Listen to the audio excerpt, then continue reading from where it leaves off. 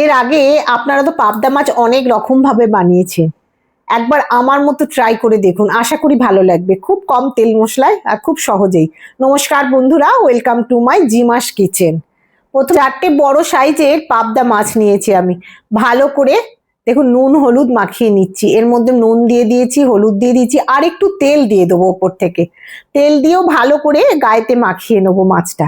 এবার এইভাবে মাখিয়ে মাছটা আমি আধা ঘন্টা রেখে দেবো আলাদা করে সরিয়ে। এবার একটা মিক্সিং জার নিয়েছি, এতে একটা বড় সাইজের পেঁয়াজ নিয়েছি, একটা বড় টমেটো দিয়ে দেবো এর মধ্যে 4 ফালা করে কুচি করে, আর দিয়ে দেবো এর মধ্যে 8 কোয়া মতো রসুন দেবো।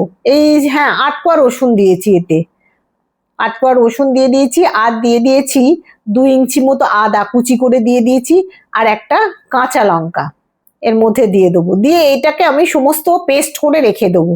এবার কড়াইয়ে তেল বসিয়ে আমি 4 টেবিল স্পুন মতো মাস্টার্ড অয়েল দিয়েছি। এটা মাস্টার্ড অয়েলে করলে একটু ভালো লাগবে। তেলটা যখন গরম হয়ে যাবে খুব ভালো করে গরম করে দিতে। এবার পাবদা মাছ না ভীষণ ভাবে লেগেও যায় আর ফাটে। দিয়ে আস্তে করে গ্যাসের ফ্লেমটা কম করে দেবেন। দেখুন ফাটছে, গ্যাসের ফ্লেমটা আমার জোর করা ছিল, ওই জন্য ফাটছে। ওই জন্য তাড়াতাড়ি করে ঢাকা দিয়ে দিতে হবে। আমি দুটো মাছ দিয়ে এক পিঠ ভেজে নিয়েছি, দিয়ে আর এক পিঠ উল্টে নিচ্ছি। এইভাবে আমি সমস্ত মাছগুলোকেই ভালো করে ভেজে নেবো, ঢাকা দিয়ে দিয়ে ভাজবো। পাবদা মাছ ভীষণ নরম আর ভীষণ তেল ছিটকায় এতে, যে কোনো মুহূর্তে গায়ে ছিটিয়ে, সেই জন্য সবসময় ঢাকা দেবেন, সবসময় ঢাকা দিয়ে ভাজবেন। এবার 2 পিঠ ভালো করে আমি ভেজে নিয়েছি। এবার সমস্ত মাছগুলোকে আমি একটা পাত্রের মধ্যে উঠিয়ে নিলাম, এই প্লেটে উঠিয়ে নিয়েছি। এবার এর মধ্যে আমি দিয়ে দেবো 1/4 টিস্পুন মতো কালো জিরে। কালো জিরে দিয়ে আর একটা কাঁচা লঙ্কা, কালো জিরে আর একটা কাঁচা লঙ্কা দিয়ে তার মধ্যে একটা বড় সাইজের আলুকে আমি 6 টুকরো করে রেখেছি। এটাকে ভালো করে একটু লালচে করে ভেজে নেবো। ভালো করে একটু লাল লাল করে ভাজা হয়ে গেলে যেই মশলাটা আমি বেটে রেখেছিলাম সেটা আমি এর মধ্যে দিয়ে দিলাম। দিয়ে আর এই মশলার মানে মিক্সির জারেতে যে মশলাটা লেগে রয়েছে ওটা কিন্তু আমি আবারও জল দিয়ে একটু ভালো করে ধুয়ে এর মধ্যে দিয়ে দেব। এটাকে একটু নাড়াচাড়া করে নিলাম এবং জলটা ধুয়ে এর মধ্যে ভালো করে দিয়ে দিয়েছি।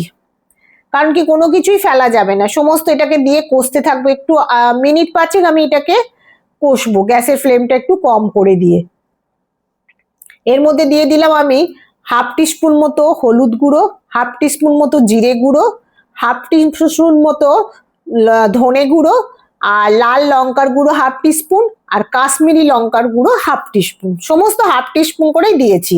দিয়ে এবার এটাকে আরো মিনিট সাথে কষাতে থাকবো ভালো করে, যতক্ষণ না পর্যন্ত এর গা থেকে তেলটা ছাড়ে। দেখুন আস্তে আস্তে কষাতে কষাতে এর তেলটা ছাড়তে, সাইড থেকে তেল ছাড়তে আরম্ভ করে দিয়েছে। অল্প একটু জল দিয়ে, যদি মনে হয় যে না জলটা শুকিয়ে যাচ্ছে, আপনারা এর মধ্যে আরো একটু জল দিয়ে কষাতে পারেন।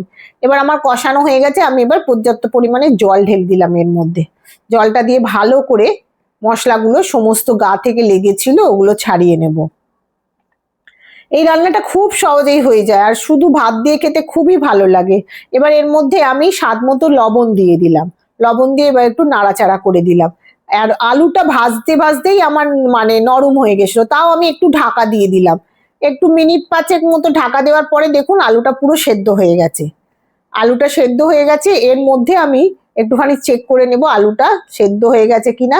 হ্যাঁ, আলু সেদ্ধ হয়ে গেছে, দেখুন একদম সেদ্ধ হয়ে গেছে। আর আলুটা পাতলা করে যেহেতু কাটা ছিল, ভাজার সময় অর্ধেক সেদ্ধ হয়ে গেছিল। এবার মাছগুলো আমি দিয়ে দেবো। মাছগুলো দিয়ে বেশিক্ষণ ফোটানোর দরকার নেই, মাছগুলো আমি দিয়ে দিলাম। দিয়ে আরো 2-3 মিনিট মতো নাড়াচাড়া করে আর একটু জল দিয়ে দেবো। এবার ঝোলটা আপনাদের প্রয়োজন অনুযায়ী দেবেন।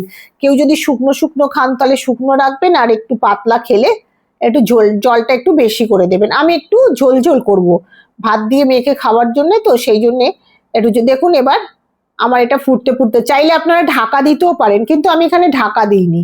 এবার আমার এটা পুরো রেডি হয়ে গেছে। এবার ওপর থেকে আমি ধনেপাতা ছড়িয়ে দিলাম, একদম রেডি।